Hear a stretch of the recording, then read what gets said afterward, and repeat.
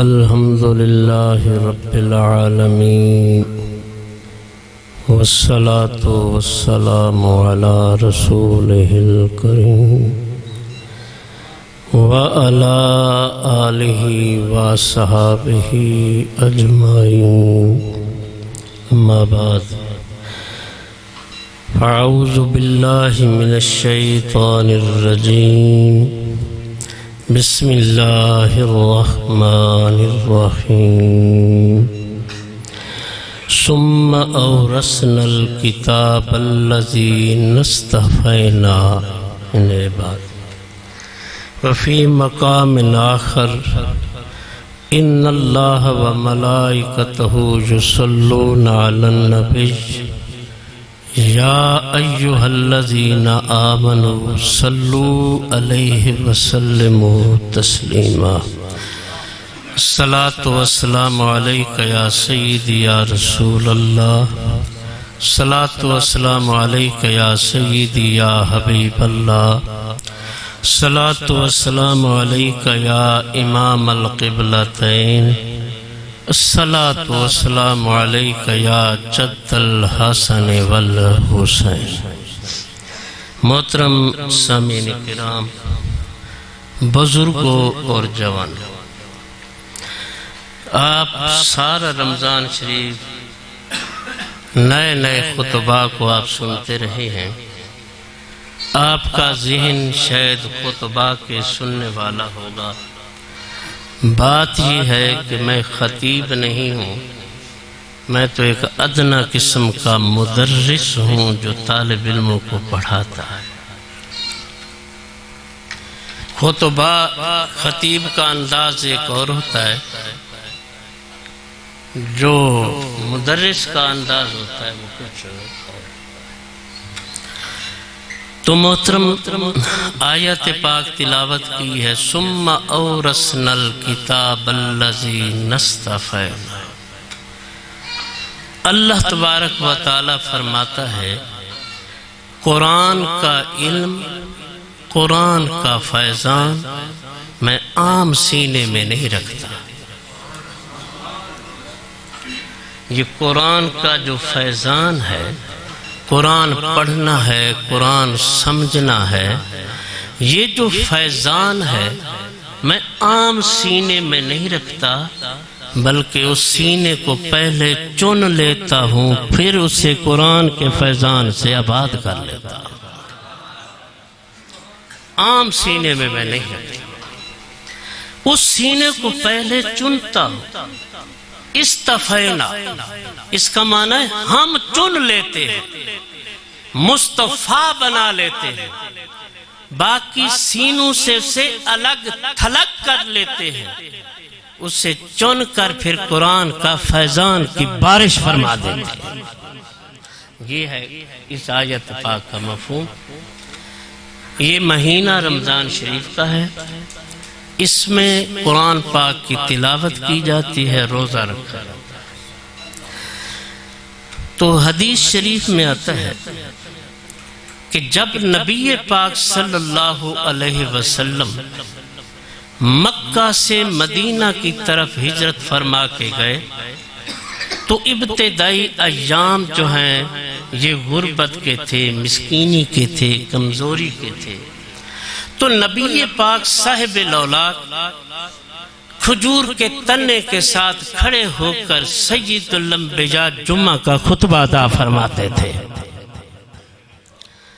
تو دیکھیں اس پہ کبھی کسی نے غور نہیں کیا. سید الانبیاء انبیاء کے امام ہیں، خدا کے لاڈلے محبوب ہیں. جمعہ کا خطبہ کہاں ادا کر رہے ہیں؟ کھجور کے تنے کے ساتھ. ہمارے خطبہ جاتے ہیں، پہلے پوچھتے ہیں سٹیج کیسے بنایا ہے، کتنا اوپر ہے، کتنا نیچے ہے، بلند کتنا ہے، اس کی سیڑھیاں کیا ہیں، کرسی کیسے رکھی ہے، صوفہ سیٹ والی رکھی ہے یا اور رکھی ہے. تو پہلے یہ اس بات کو دیکھا جاتا ہے. تو میں دعوت دینا چاہتا ہوں کہ ان باتوں پہ غور کرنے سے پہلے سیرت مصطفیٰ کو ملاحظہ کریں۔ حضور کی سیرت کیا ہے؟ حضور کی سیرت ہماری کیا رہنمائی کرتی ہے؟ صرف قرآن پاک پڑھ لینا یہ کوئی بڑی بات نہیں ہے۔ قرآن کو سمجھنا، قرآن کو اپنے انداز میں پڑھنا یہ الگ بات ہے۔ تو محترم، جب اسلام نے تھوڑی سی کروٹ بدلی تو بنی نجار کے لوگوں نے مصطفیٰ کی خدمت میں عرض کیا، یا رسول اللہ اگر آپ اجازت فرمائیں تو لکڑی کا منبر بنا کے آپ کی خدمت میں حاضر کر دیں۔ لکڑی کا منبر تیار کیا گیا تو حضور کی خدمت میں پیش کیا گیا۔ جمعہ والے دن نبی پاک اس منبر پہ تشریف فرما ہونے لگے تو جب پہلی سیڑھی پہ قدم رکھا تو فرمایا آمین، دوسری پہ قدم رکھا تو فرمایا آمین، تیسری پہ قدم مبارک رکھا تو فرمایا آمین۔ جس وقت سرکار جمعے سے فارغ ہوئے تو صحابہ نے عرض کیا، یا رسول اللہ یہاں کسی کی آواز تو سنائی نہیں دیتی تھی، کوئی دعا مانگنے والا تو ہمیں نظر نہیں آتا تھا، آپ نے 3 مرتبہ آمین فرمائی ہے، اس کی وجہ کیا ہے؟ نبی پاک نے فرمایا دعا مانگنے والا بھی تھا، دعا مانگنے والے کی آواز بھی سنائی دیتی تھی۔ ذرا توجہ سے سنیں، ان باتوں کو سننے سے آپ کا باطن بدلے گا، آپ کے باطن میں روشنی ہوگی کہ ہمارے نبی کا فرمان کیا ہے۔ ہم تو خطبہ سنتے ہیں، جناب کوئی ادھر کا کوئی شعر پڑھا، کوئی ادھر کا پڑھا، کوئی ادھر کا پڑھا، ہمیں اشعار سنا کے چلے جاتے ہیں، ہمیں پتہ بھی نہیں ہے ہمارا مذہب کیا ہے، مسلک کیا ہے۔ کبھی کسی مسلک مذہب پر بھی گفتگو کی ہے تو کیا ہوتا ہے؟ تو محترم، نبی پاک صلی اللہ علیہ وسلم نے فرمایا کہ جس وقت میں نے پہلی سیڑھی پہ قدم رکھا ہے تو جبریل نے آ کے دعا کی کہ یا اللہ جو اپنے والدین کو بڑھاپے کی حالت میں پائے اور خدمت کر کے جنت حاصل نہ کرے وہ تباہ و برباد ہو۔ میں نے کہا آمین۔ ذرا غور کریں، جتنے نوجوان حضرات ہیں ذرا غور کریں، جب والدین بوڑھے ہو جاتے ہیں تو ساتھ بیٹھنا پسند نہیں کرتے، اس کو الگ کمرہ دیا جائے کہ یہ جو ہے ساری رات کھانسی کرتا ہے، ہمیں نیند نہیں آتی۔ تو بتائیں حدیث پاک نے والدین کا مقام کیا ذکر کیا ہے کہ جو والدین کی خدمت کر کے جنت حاصل نہ کرے وہ تباہ و برباد ہو۔ پھر آپ نے فرمایا کہ جب دوسری سیڑھی پہ میں نے قدم رکھا تو جبرائیل نے یہ دعا کی کہ یا اللہ جو رمضان شریف کو پائے اور رمضان شریف کے تقاضوں کو پورا نہ کرے وہ بھی تباہ و برباد ہو۔ تو میں نے کہا آمین۔ ذرا جو بے روزے نہیں رکھتے لوگ ان کو بھی غور کرنا چاہیے کہ ہمارے حق میں حضور کا فرمان کیا ہے، ارشاد گرامی کیا ہے۔ پھر آگے فرمایا کہ جب تیسری سیڑھی پہ قدم رکھا تو میں جبریل نے آ کے یہ دعا کی کہ یا اللہ جو تیرے محبوب کا نام سنے اور درود و سلام نہ پڑھے وہ تباہ ہو برباد ہو۔ تو میں نے کہا آمین۔ یہ 3 دعائیں ہیں۔ دعائیں مانگنے والا فرشتوں کا سردار ہے، آمین کہنے والا انبیاء کا امام ہے۔ تو جس دعا کے مانگنے والا فرشتوں کا سردار ہو، آمین کہنے والا امام الانبیاء ہو، بتائیں وہ اللہ کی بارگاہ میں کبھی رد ہو سکتی ہے؟ نہیں ہو سکتی۔ باقی دعائیں ہو سکتی ہیں، ایسی دعا رد نہیں ہو سکتی۔ اب بات یہ ہے حضور نے فرمایا کہ دعا مانگنے والا بھی تھا، اس کی آواز بھی سنائی دیتی تھی، میں نے یہ دعا 3 دعائیں پر آمین کہا ہے۔ تو صحابہ نے یہ اعتراض نہیں کیا کہ یا رسول اللہ ہم بھی تو آپ کے ساتھ بیٹھے ہیں، آپ ممبر پہ ہیں، ہم نیچے ہیں، تو آپ کو نظر آئے ہیں، ہمیں کیوں نہیں نظر آئے؟ یہ سوال ہے نہیں کیا۔ کسی صحابی کو یہ جرت نہیں ہوئی کہ ایسا سوال کرے۔ کیوں کہ صحابہ کا یہ نظریہ تھا کہ حضور کی آنکھ کچھ اور ہے، ہماری آنکھیں کچھ اور۔ حضور کی آنکھ کو اللہ نے جو طاقت عطا کی ہے وہ کسی نبی کو بھی عطا نہیں کی۔ ہم تو عام بندے ہیں، ہم مصطفیٰ کی آنکھ کا مقابلہ کیسے کر سکتے ہیں؟ تو دیکھو یہ حضور کے ادب کی بات ہے کہ نہیں، حضور کے شان کی بات ہے کہ نہیں؟ قرآن پڑھو تب پتہ چلے گا کہ مصطفیٰ کا شان کیا ہے، حدیث پڑھو تب پتہ چلتا ہے کہ ہمارے نبی کا مقام کیا ہے۔ تو سارے صحابہ نے تسلیم کر لیا، کسی نے یہ اعتراض نہیں کیا۔ تو آپ مسئلہ سمجھو ذرا، شریعت کا مسئلہ۔ شریعت کا مسئلہ یہ ہے کہ جو منہ مصطفیٰ سے نکل جائے وہ حق ہے، چاہے سمجھ آئے تے چاہے سمجھ نہ آئے۔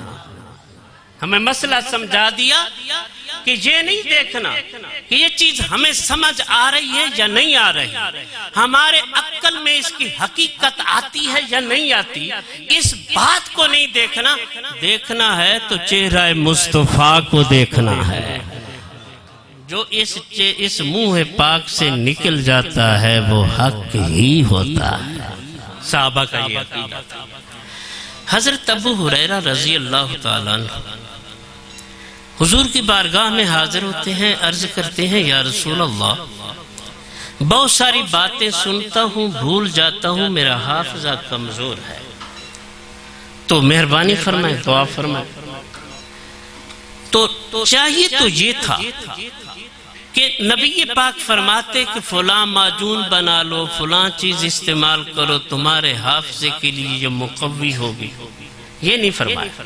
پر فرمایا ابسط رداءک، اے ابو ہریرہ اپنی چادر بچھاؤ۔ ابو ہریرہ نے چادر کو بچھا دیا، پیارے مصطفیٰ نے ایسے مٹھ جو ہے نا ایسے بھر کر چادر میں پھینکی 3 مرتبہ پھینکنے کے بعد فرمایا ابو ہریرہ اس چادر کو لپیٹ کے سینے پہ لگا لو۔ ابو ہریرہ فرماتے ہیں کہ جب میں نے اس چادر کو سمیٹ کے سینے پہ لگایا ہے اس کے بعد جو سنتا ہوں وہ یاد رہتا ہے، کبھی بھولا ہی نہیں ہے۔ تو اب سمجھانا میں یہ چاہتا ہوں کہ ابو ہریرہ حضور کی بارگاہ میں عرض کر سکتے تھے کہ یا رسول اللہ آپ فرماتے ہیں چادر کو لپیٹ لیں، سینے پہ لگا لیں، تو چادر میں تو کوئی چیز ہمیں نظر نہیں آتی، اعتراض کر سکتے تھے، لیکن اعتراض کیا نہیں ہے۔ تو عقیدہ بتا دیا، ہمیں نظریہ بتا دیا کہ کیا نظریہ رکھنا چاہیے، جو حضور حکم دیں اس کو عمل میں لانا چاہیے، چاہے نظر آئے تو چاہے نظر نہ آئے۔ نظر آئے تو تب بھی حق ہے، نظر نہ آئے تب بھی حق ہے۔ ہماری نظریں غلط ہو سکتی ہیں، مصطفیٰ کا فرمان کبھی غلط نہیں ہو سکتا۔ اب بات یہ ہے کہ جبرائیل علیہ السلام نے دعا کی، حضور نے آمین فرمائی۔ عقل کا تقاضا یہ ہے کہ جبرائیل تو غلام مصطفیٰ ہے، حضور کے امتی نہیں ہے، امتی ہیں جبرائیل، کیونکہ نبی پاک نے فرمایا ارسلت الی الخلق کافہ، میں تمام مخلوق کے لیے نبی بنا کے رسول بنا کے بھیجا گیا ہوں۔ تو اس میں جبرائیل بھی ہیں، میکائیل بھی ہیں، اسرافیل بھی ہیں، سارے فرشتے بھی ہیں، انسان بھی ہیں۔ تو عقل یہ چاہتا تھا کہ حضور پیر ہیں، جبرائیل مرید ہے، تو چاہیے تو یہ تھا کہ پیر دعا کرتا تو مرید آمین کہتا. یہاں ایسا نہیں کیا گیا. آپ ایسے کرتے ہیں کہ نہیں کرتے؟ آستانوں پہ جاتے ہیں، درباروں پہ جاتے ہیں، وہاں جا کے خود تو دعا نہیں مانگتے. جو سجادہ نشین ہوتا ہے، جو پیر ہوتا ہے، اس سے کہتے ہیں حضور ہمارے حق میں دعا فرمائے. ایسے ہوتا ہے.